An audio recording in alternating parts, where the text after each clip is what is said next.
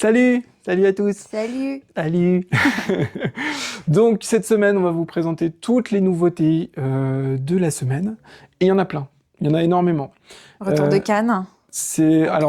Oui, entre autres le retour de Cannes, mais les sorties annoncées à Cannes. Donc là, c'est la grosse offensive des éditeurs qui sortent leurs pépites, on va dire, au courant mars-avril de cette année. Ça prépare un peu Noël, bien en avance, mais ça prépare un petit peu. Et du coup, on a tout reçu. Donc, je suis plutôt content, puisque on a pas mal de bons jeux qui sont arrivés. Donc, En fait, c'est un petit Noël pour toi, quoi. C'est pour ça que t'es content. J'étais super content d'ouvrir tous mes cadeaux, de jouer. En plus, j'ai eu le temps de le testouiller à Cannes, mais pas finir une partie, parce que, voilà... il y avait une table de dispo, c'était un peu pressé, c'est l'ambiance de Cannes. Et du coup, j'ai pu le retester, et c'est un super jeu. J'ai pu tester alors aussi Frosted Blooms, dont je vais vous parler très longuement parce que j'adore le jeu. Je l'adore. Ah oui, asseyez-vous bien parce que je vais vous en parler 3 heures. Je sais pas ce qu'on dit les influenceurs, tout ça, mais moi je trouve que c'est le meilleur jeu pour l'instant que j'ai testé à Cannes. Bon, en tout cas, pour l'instant, je vais vous parler de Mythologie. Mythologie aussi, qui est un excellent jeu, édité par Super Meeple, avec un matériel somptueux. Il est somptueux, absolument magnifique. Donc là, c'est une démonstration pour un seul joueur, donc ça, c'est un plateau perso, et un plateau central. Voilà, j'avais pas assez de place là sur cette table de démo pour faire tous les joueurs. Mais voilà en gros l'idée. L'idée du jeu, c'est quoi? C'est, vous avez un mélange de draft et de construction de tableau. Pour dire vulgairement, pour ceux qui connaissent, ici c'est un jeu genre château combo. Tu places tes cartes, puis en fonction de où tu les places, ça rapporte des choses. Et ici draft, pourquoi? Parce qu'en fait à chaque tour, on va pouvoir choisir dans l'un des compartiments qui est ici. Donc c'est cette carte qui va décider. Par exemple, si je suis le joueur rouge, hop, à ce tour-là, je choisirai uniquement que les cartes jaunes. Voilà. Et après, on change, voilà, tour prochain. Ah, je vais avoir celui-là. Ah, super. Donc là, ça se suit, mais des fois, ça ne se suit pas du tout. Et on ne sait jamais vraiment quel rayon on va avoir. On a aussi une autre mécanique qui est super rigolote. C'est un peu bluff. T'as 3 jetons en main. En bois. 3 jetons, un très beau bois. Bien lourd, ouais, ça se sent. Il y a que 2 jetons où tu peux choisir une carte et une autre où tu passes ton tour. C'est-à-dire qu'en plus, tu peux, entre guillemets, dire, bah voilà, là, je prends là. Mais en fait, non, pas du tout, parce qu'en fait, non, en fait, je prends rien. Et après, pour les autres, bah, tu réserves une carte. Tu dis, voilà, cette carte m'appartient. Donc, au prochain tour, même si un autre joueur la voulait, bah, tant pis pour lui. Donc, c'est là où intervient la dimension de draft. Donc, à gauche, on a le mode solo. Et ça, c'est un mode qui se joue à combien? C'est pas un mode solo à gauche. Bah, tu m'as dit non, c'est un plateau perso. Plateau perso. Il n'y a pas de mode solo dans le jeu. Oui, excuse-moi. Voilà. Il n'y a pas de mode solo. C'est plateau perso, c'est qu'en gros, les cartes que tu as draftées, que tu as récupérées, tu dois les placer dans ton plateau personnel pour faire des points. Ok, j'avais compris. Collectionner ça pour faire des points de victoire, c'est pas grave. Hein. C'est vrai qu'on ne connaît pas les jeux ici, hein, bravo. Et collectionner aussi des plaisir. Et du coup, ça se joue à combien? Ça se joue jusqu'à 4 joueurs, si je ne m'abuse. Ouais, de 2 à 4 joueurs. D'accord. Moi, je recommande vraiment le format à 2 parce que ça permet de bien observer ce que fait l'autre. Et surtout qu'il y a pas mal de cartes d'interaction, c'est-à-dire où je peux embêter le tableau des autres. En leur faisant défausser des cartes, en leur faisant piocher des cartes qu'ils ne voulaient pas, en leur faisant déplacer aussi de force des créatures mythologiques. Voilà. Et on a plein de mythologies, on a 8 différentes. Alors là, j'ai dit complètement au pif, mais je crois que c'est 8. Hein. Oui, je crois que c'est ça. T'as de la mythologie grecque, mythologie égyptienne, tu as de l'Inca, t'as de la mythologie africaine, t'as chinoise aussi. Sympa. Ouais, t'as toutes les mythologies, et chaque mythologie a sa propre façon de jouer, sa propre mécanique de jeu. Ce qui fait que t'as des assemblages de jeux, genre un mélange entre grec et je sais pas, la mythologie chinoise par exemple, ou nordique, et bah ça fait un mélange sympa, des combos intéressants.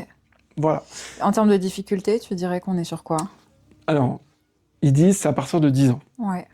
Je pense que c'est un tout petit peu gentil. Je leur ai dit, allez, 12 ans. Je pense pas que c'est un 14 plus. Assez complexe. Mais 10 ans, à moins que le joueur soit vraiment investi et qu'il se dise, waouh, esthétiquement, je veux finir ce jeu. Surtout que la première partie est un peu frustrante. Ça, faut que je prévienne là-dessus parce que il y a tellement de combos possibles qu'on a envie d'en refaire une deuxième. et qu'on Ouais. doit en refaire une deuxième pour comprendre un peu mieux les mécaniques, les avoir dans les doigts. C'est pas compliqué à jouer, hein. Il n'y a pas 15 heures de règles, tout est expliqué sur des petites fiches, surtout pour les mots-clés. Ok. C'est juste que vraiment, il y a des mécaniques qui sont subtiles et qu'on comprend après. Ah, il y a une mécanique d'écrasement qui me permet de recouvrir ma carte.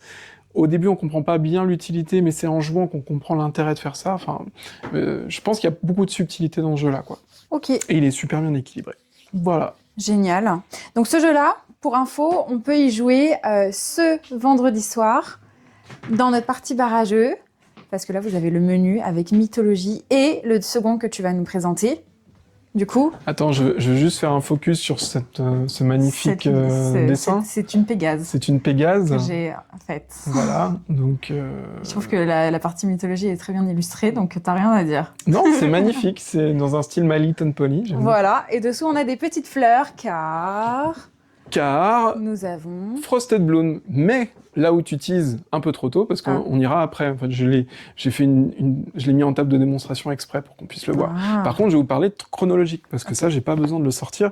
Ceux qui connaissent le jeu de base, connaissent les mécaniques, ils ont gardé les mêmes choses. Bon, bah, après tout, pourquoi changer les recettes qui marchent? Ouais, Ils ont changé l'univers et les scénarios. 2500. On est en Babylone, dans la Babylone du futur.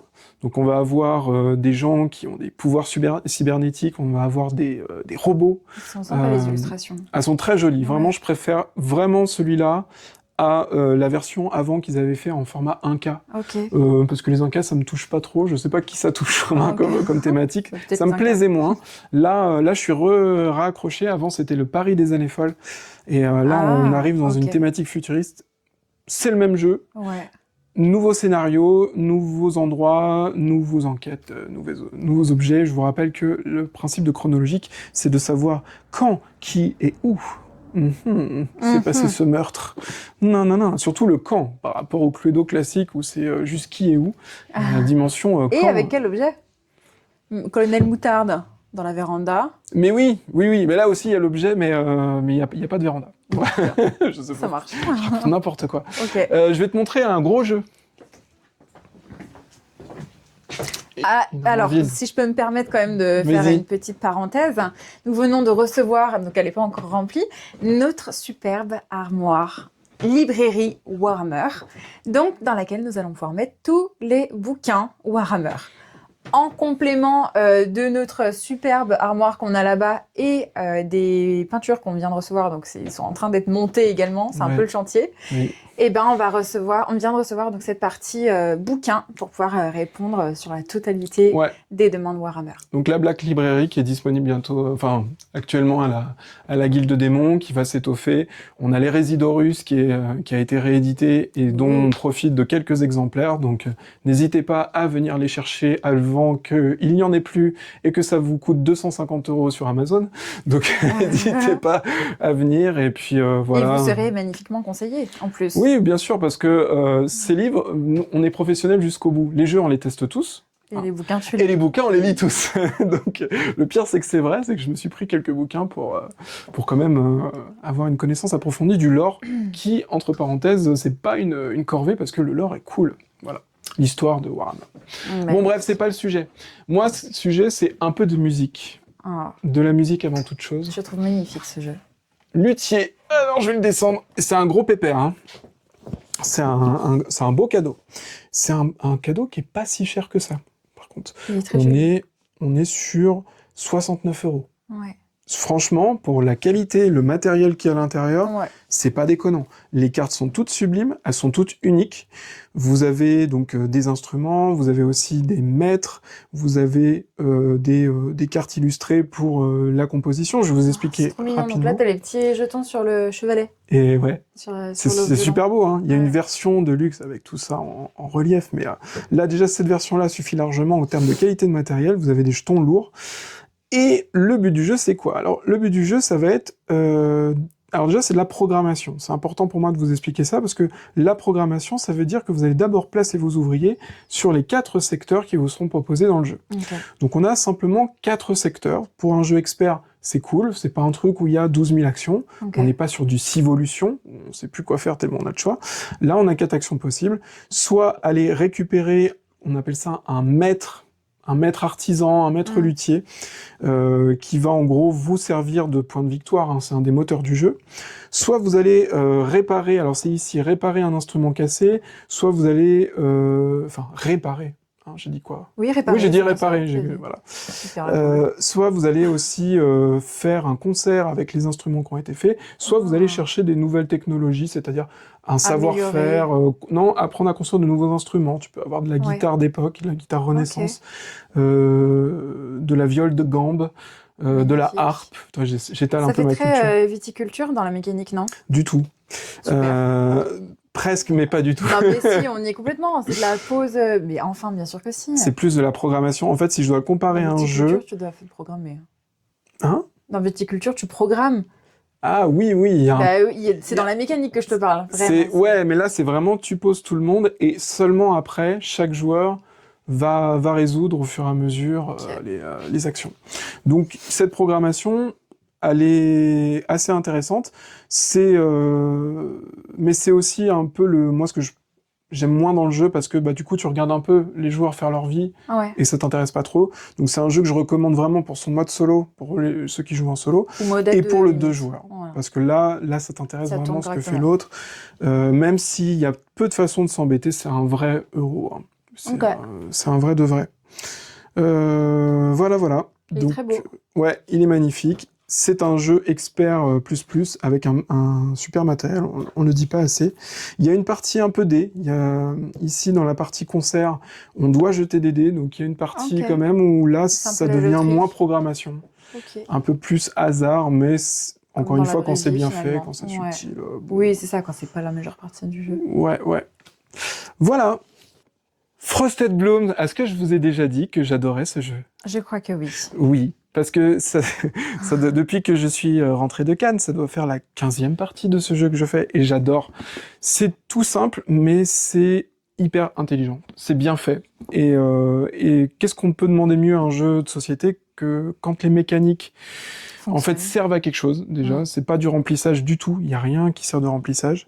On a l'impression de jouer à un jeu qu'on a déjà vu, mais pas du tout. On peut se dire, tiens, c'est un peu un King Domino, c'est un peu... Non, rien de tel. Et surtout, ça s'imbrique très bien. Donc j'ai vu les joueurs... Et pourtant, tu me disais que l'esthétique, enfin en tout cas le thème sur lequel ils sont partis, c'est pas quelque chose qui te passionnait initialement, quoi. Donc c'est vraiment un jeu qui s'est démarqué malgré ça. J'ai joué avec des grands barbus qui me disaient que bon, c'était pas leur tasse de thé, et qu'en fait, s'il y avait eu un univers fantasy, ils auraient préféré le thème. Mais quand ils ont fait à la fin de la partie, ils ont dit que le jeu était très très bien. Donc il y a une mécanique. Après, je comprends, il y a un côté familial, je pense, dans le choix du thème. Non, mais comme quoi, tu vois, il a réussi à se démarquer malgré le fait que la thématique plaise pas forcément. La thématique, mais après le jeu est joli. Donc l'avantage, c'est qu'une fois posé, on se laisse séduire. En fait, je sais pas si tu vois, mais les tuiles sont un peu foil, un peu brillantes. Oui, je vois. Je sais pas si ça rend à la caméra. Non, on voit rien sur la caméra. Non, ça briote un peu, je vais essayer de l'approcher. Ça briote. Ça briote, oui. C'est comme une brioche. Et bon, déjà, ça ajoute un petit plaisir quand même là, c'est bon, on voit. à la pose de tuiles. Ouais. Là, comme ça, tu vois. Avec mon magnifique pansement. Alors, dans Frosted Bloom, pourquoi c'est génial? Déjà, il y a deux mécaniques que j'adore dans le jeu. La première, c'est celle de la sélection de tuiles. Ça révolutionne rien. Ça existe déjà depuis longtemps. Mais pour choisir une tuile, on va tourner dans le sens des aiguilles d'une montre. Pour les choisir. Donc la première est gratuite. Si je veux atteindre la deuxième, il va falloir que je paye une pièce ici. Si je veux la troisième, il faut que je mette une pièce ici, etc., etc. Okay. Donc là, imaginons, je prends celle-là. Le joueur après, il aura le reste. Alors, je vais la remettre ici. Il va pouvoir faire des tours et des tours. Et le prochain joueur qui se placera ici pour récupérer cette tuile récupérera l'argent qui a été laissé dessus. Donc il y a des tuiles qui sont entre guillemets pas intéressantes, mais des fois il va y avoir un gros paquet d'argent dessus. Et ça devient du coup assez cool d'avoir de l'argent. C'est ce qui vous permettra d'aller chercher vos tuiles, et aussi ça fait des points de victoire en fin de partie. Okay. Donc ça, c'est pour l'utilité déjà du placement. Une fois que j'ai ma tuile, je vais pouvoir la placer sur mon petit décor. Alors là, contrairement aux autres jeux, le but pour moi, c'est pas de remplir tous les trous, pas du tout, c'est de l'optimiser un maximum. La tuile, elle va le scorer pour elle-même, et elle va scorer avec les tuiles avec laquelle elle a des connexions. Par exemple, ici, j'ai une connexion d'eau avec cette carte. Je pourrais faire 4 zones d'eau avec cette tuile. Ok. Je pourrais aussi la mettre ici pour qu'il y ait une connexion avec ces fleurs-là. Parce que là, c'est des tulipes, là, ici. Mais je pourrais être plus malin. Il faut que ce soit les mêmes fleurs. Okay. Je pourrais être plus malin et faire une double connexion. C'est-à-dire que là, je vais compter toutes les tulipes que j'ai connectées ici. Et là, toutes les fleurs noires que j'ai connectées là. Okay. Alors, vous allez me dire, bah, c'est simple. En fait, je connecte, c'est un jeu classique, c'est fastoche. Eh ben non. Parce que vous avez des cartes. Et ça, c'est le twist que je trouve très cool. En fait, vous allez scorer votre tuile en fonction de la carte que vous allez jouer. En gros, c'est une carte point de victoire. Et là, il va falloir que je trouve la carte qui correspond le mieux au meilleur combo possible. Donc là, par exemple, les fleurs noires, j'ai, mais j'ai pas d'eau. Là, j'ai 2 points par case d'eau. Donc, est-ce que c'est plus intéressant pour moi de la placer là? Ah, là, j'ai fleurs blanches mais là, pareil, j'ai pas beaucoup de fleurs blanches. Est-ce que j'attends plus tard de faire cette espèce de combo où je place deux fleurs parce que j'aurai à un moment cette carte-là. Pour avoir une combinaison plus intéressante. Si j'avais cette combinaison, là, ce serait parfait. Là, je ferais 1, 2, 3, 4, parce qu'en plus, c'est même pas le nombre de zones qui compte, de cases, c'est le nombre de fleurs. Donc là, j'ai 4 fleurs noires, donc 4 points. 1, 2, 3, 4, 5 fleurs, 5 tulipes, 5 points. Donc 5 et 4, 9 points. Et il y a un truc très satisfaisant dans ce jeu-là de faire des points, parce qu'on le fait en réfléchissant, parce que imagine les 3 possibilités de cartes que j'ai, plus la tuile à placer où je veux. Ouais. T'imagines le combo? Sachant que c'est pas fini, chaque zone vide que j'ai créée, là par exemple c'était une erreur de ma part de mise en place, va créer des bâtiments. Donc je peux en plus faire des combos et créer des zones vides pour pouvoir générer des bâtiments. Imaginons que je fasse ça. Parce que là on a les jetons petites maisons, les jetons petits bonhommes et les jetons moulins. Donc pour des cases de vide de 1, ça crée un jardinier qui va me rapporter une pièce, et aussi 3 points en fin de partie. Ça me rapporte 10 points en fin de partie. Une petite maison. Et les moulins, 25 points en fin de partie. Et en plus de tout ça, on a des objectifs à atteindre. Et il y a une course, parce que je ne peux prendre qu'un seul objectif de chaque colonne. Donc par exemple, ici, le premier qui a 10 fleurs a 25 points de victoire, le premier qui a 6 prend 3 points de victoire. Par contre, je peux avoir 6 fleurs et dire non, j'attends, parce que moi, je fais la course pour en avoir 10. Et tu peux perdre sur le fil, parce que tu ne peux en prendre qu'une sur les 2. Donc on est sur des parties de combien de temps en moyenne?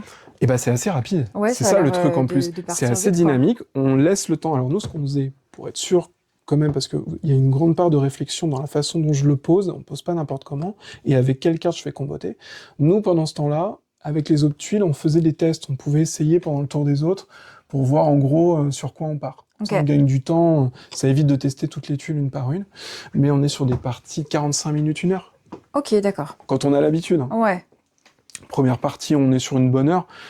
Il y a un mode solo. Ça se joue jusqu'à 4 et c'est à partir de 8 ans. Donc, moi, donc accessible finalement. Bien sûr, très accessible. C'est juste que vu que c'est un jeu où là, pour le coup, si tu joues bien, moi j'ai vu la différence entre ma première partie où j'étais à une centaine de points, genre 150 points, la deuxième j'étais à 240. Quand t'as compris le système, en fait, tu vas commencer à scorer de plus en plus, et chaque carte que tu vas scorer, tu vas faire en sorte d'avoir 10 points minimum. Alors peut-être pas au début, mais après, moi j'ai vu des combos, Hugo qui nous a fait la présentation Warhammer lors de la vidéo Warhammer, il a fait un combo à une 30aine de points. Et il y a un côté très satisfaisant de dire, là, j'ai fait 30 points. Parce que ça vient que de toi. C'est toi qui as choisi la tuile, c'est toi qui décides de la placer, c'est toi qui choisis la carte.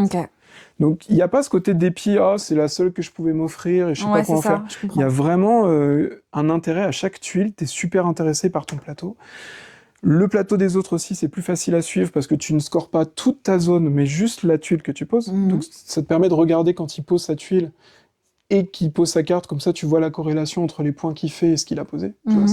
T'as pas besoin qu'il te refasse un récap de « Ah ouais, dans ma zone, il y a 15 trucs verts. » Non. Voilà, qu'est-ce que t'as posé, qu'est-ce que ça fait scorer. Voilà. Donc, moi, je vous invite à passer à la guilde, à venir me voir et me dire... Dès ce vendredi soir. Même l'après-midi, parce qu'on est aussi ouvert en journée et que l'espace jeu est ouvert toute la journée quand on est ouvert. Et me dire, Gauthier... explique-nous. Non, viens, on fait une partie de Frosted Blooms. Et je vous dirais, mais bien sûr, venez, en plus on profite. Voilà. Je suis là pour ça. Non, j'ai plein de trucs à faire, mais heureusement il y a Sacha pour m'aider. Et ouais, avec plaisir. Cool. C'est trop bien. J'adore ce jeu, je trouve que c'est un des jeux les plus ludiques que j'ai testé ces derniers temps. Il n'y a pas de fioritures. C'est simple, c'est efficace, c'est super facile à expliquer. Et il y a une vraie satisfaction en fin de partie Ok. à compter ses points, à créer des bâtiments. Voilà, c'est un gros coup de cœur absolument inattendu parce que je l'ai testé pour la première fois ici en mode soyons professionnels, testons tous les jeux. Hein. Mhm. Et en fait, t'as accroché. Et en fait, j'ai accroché de fou. Je me dis, mais c'est vachement bien en fait. c'est super bien. Bon, bah, génial. Voilà. Merci, monsieur. Et bah de rien. Est-ce que tu as d'autres choses à raconter? Non, C'est déjà pas mal, hein? c'est déjà bien. Ouais. Et je vous dis à la semaine prochaine. À très bientôt. Ciao. Bisous, bisous.